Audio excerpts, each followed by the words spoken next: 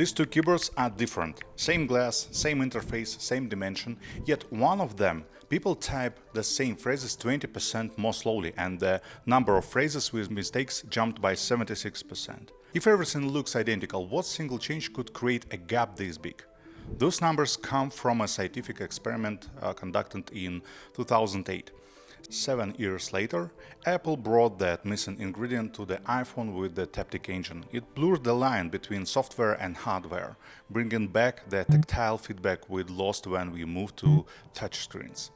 And then things got messy. In 2015, Apple introduced 3D Touch as the next generation of the touchscreen. 4 years later, it was gone. Force Touch, roughly the same idea, sensing how hard you press, disappeared from the Apple Watch, even on watches where the hardware was still sitting inside the display.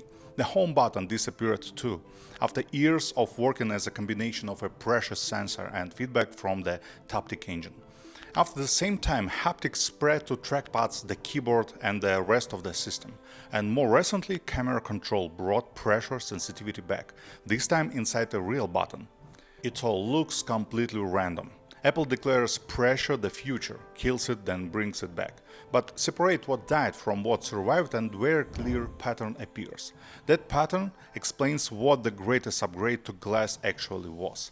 And by the way, the experiment had a third keyboard. That one explains what the progress really was and what it cost us. We'll come back to it. Close your eyes and touch the tip of your nose. Actually, don't bother, I'm pretty sure you've done this before, unless you're drunk right now. Your brain can keep a stable map of your body without any visual input. It knows where your nose is, where your finger is, and how the finger is moving. The move to touchscreens after the first iPhone chipped away at that physical certainty in the way we used our devices. Sure, touch gives us a much more immediate, direct relationship with the content, but a keyboard, controller or a mouse gives you predictable tactile feedback. The keys, sticks and other controls have weight and texture. Most importantly, they have resistance and that click when the tension releases. Glass was cold and lifeless, static. Muscle memory didn't disappear, of course, but it lost its physical landmarks, and those matter. Think about the escape key. When Apple replaced the function row with the touch bar, developers demanded escape back so loudly that Apple gave in and restored the physical key. And I used to play Counter-Strike competitively.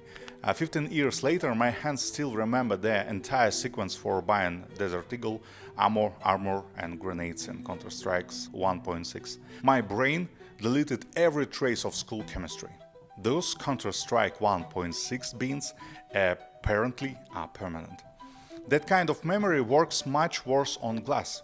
When the interface keeps changing, you have to find everything with your eyes. Attempts to bring buttons back, BlackBerry startups making keyboards cases, never reversed the market. For all its problems, the touchscreens gave us too much to make anyone want those buttons back.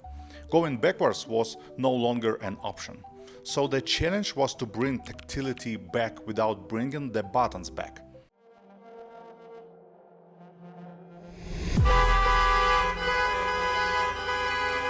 I've been to India several times. Even on a small road, the horns can drown out everything else.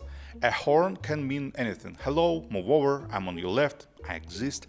And a signal that means everything means nothing. When too many signals take the same form and dominate everything around them, you lose all specificity. A phone's vibration motor works the same way. It gives you roughly one kind of signal at different intensities. The signal can be strong, but it's spread out over time. It ramps up, peaks, then fades away. That's simply the physics of that motor. When a button pressed comes with that kind of vibration, it feels like a signal sent in response to your action. Apple didn't invent vibration or the idea of pairing it with a press. What they did was make the response much sharper. This is where design reached what I called its third anthropological level. Long-time viewers know how important this layer is to me, because it worked directly on perception. And if you're new here, you can subscribe. We keep digging into how perception and objects actually work, and the videos tend to connect to one another.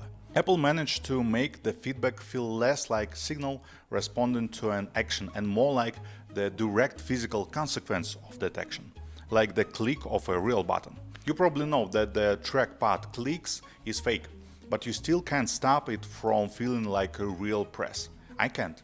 And I am not surprised that people at the original demo refused to believe the familiar mechanical click wasn't there. Of course, this doesn't fully bring back the physical button. A touchscreen interface still changes, and you still can't feel a button before you press it. But it does restore something important, direct feedback that your action registered, and your brain read it as a real physical property of the object. Remember specificity and the flexibility that comes with it. The Taptic Engine made it possible to tune the behavior of that feedback very precisely without physically changing anything inside the device. But before we go any further, a quick word from the sponsor of this video. Luminar is an artificial intelligence photo editor for Mac and Windows with a mobile app too. Here's a photo I took at beautiful spot on the road to Lake Issyk.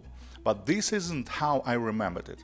In my memory, the sky was a vivid turquoise, and the mountains left bigger, sharper, more dramatic. With Luminar, I can quickly bring the image closer to what I actually saw and how I remember it. I can select the sky and push it toward that vivid turquoise, then bring out more contrast in the mountains so they feel as massive as they did in person, and leave the blacks a little to keep the detail while giving the image more of a film look. Everything thinks so I can pick up the same edit on my phone. The link is the first line in the description. That's where you'll get the best price right now before it goes up. And use code DESIGN10 at checkout for an extra 10% off. If it's not for you, there is a 30-day money-back guarantee. Now back to glass. So, what does all this mean? A revolution actually. If we can fake a press this convincingly, sense the force, then simulate different kind of response, it's only a matter of time before these motors become precise enough for much subtler interactions. Why not send tiny vibration into your fingertip that genuinely feel like skin, wood or suit? Why couldn't we eventually simulate the shape of a button before you even press it? A button appears on the screen and without clicking it, you can feel its edge, its texture. A regular iPhone with one actuator can't do that. It can pulse the whole device, but it can't draw a local map of a surface under your finger. The basic idea, though, already existed in laboratories. The hard part was turning it into something thin, reliable, and ready for mass production. Still, it looked as though the fundamental breakthrough had already happened. The problem of feedback being too generic, too homogenized, had been solved so convincingly that we seemed one step away from eliminating every downside of static glass interfaces. Force touch and 3D touch were the first steps in that direction. Simply because the glass could sense pressure, it began to feel more responsive, softer almost. Your brain started to read it as something more alive. The home button and MacBook trackpads lost their real mechanical clicks without losing the quality of their feedback. An impressive beginning for a new revolutionary technology. Except it wasn't the beginning. 3D touch lasted for years. Force touch disappeared from the Apple Watch too. That was especially frustrating for owners whose watches still had the pressure-sensitive layer inside the display. Only for Apple to disable it in software. Then the iPhone X arrived. The home button disappeared, but 3D touch survived. The first step backward came years later, on the iPhone XR. Pressure was replaced by haptic touch, essentially a long press with a haptic click. And in 2019, with the iPhone 11 lineup, the 3D touch hardware disappeared for good. I was one of the people who used 3D touch all the time, and to me this is a real downgrade. Now I have to wait for action that I used to trigger instantly just by pressing harder. The user experience trade-off is fairly obvious. The stranger part is what haptic touch does to the material itself. It makes glass feels like glass again.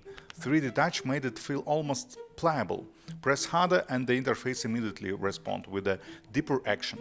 Haptic touch replaced pressure with time. The click survived, but the attempt to change how glass itself feels came to a stop. The prospect of a touchscreen revolution faded away. Apple never gave an official reason, but we can make three reasonable guesses.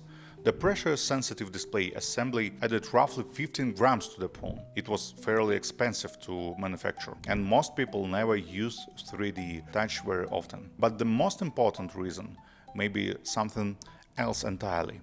It seems that after years of research, Apple's design lab never found a way to move beyond it, to simulate more complex physical interaction through haptics. Why I'm still calling this the most important upgrade to glass in history? Two reasons.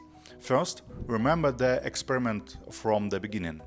Even without 3D touch, the Taptic Engine and Apple's system of sophisticated haptic feedback genuinely were the biggest usability upgrade to touch interfaces since the capacitive multi-touch display in the original iPhone. Second, pressure did become an important tool for a particular group of users. I'm talking about professional tasks where an extra dimension of input gives you another level of control.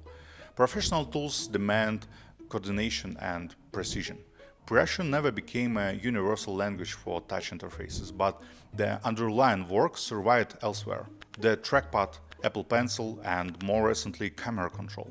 After 10 years of haptic research, Apple had invented a button, the best button in the business, but a button. In each of those tools, the extra dimension gives you a specific kind of precision or flexibility, and professional doesn't necessarily describe the person using it, it describes the interaction, one where you deliberately control an extra dimension because it gives you finer control. Look at these two keyboards one more time.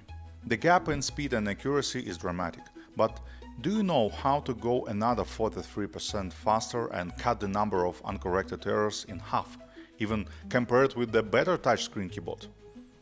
Use a physical keyboard. 20 years of upgrading glass just to get closer to a device invented in 1870s. Every so often science and technology inject something genuinely new into everyday life, and there is a reason each of those shifts meet both excitement and resistance. Every revolution is a trade. The touch interface gave us a fundamentally new way to interact with content. At the same time, it took away shape, resistance, and material.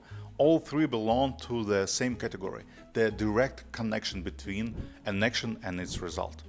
We make those trades because the benefits outweigh the cost. But the costs tend to accumulate in that one category.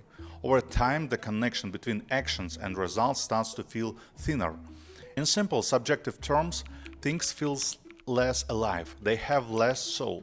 At a certain point, digital revolutions begin pulling us further and further away from physical and emotional reality.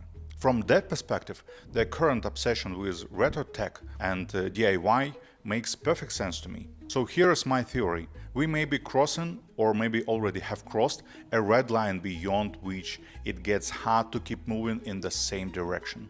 Too much distance from reality, too many simulacra in the classic Baudrillard sense.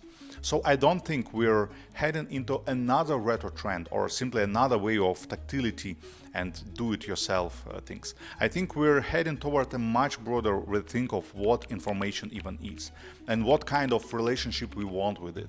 And that will touch every major technology of the last few years. Beyond the touch interfaces we've talked about today, this obviously includes software design and artificial intelligence, and there is another important piece of it: sound. Cars, and especially the sounds inside cars. I've already made a whole video about that, and I highly recommend watching it next.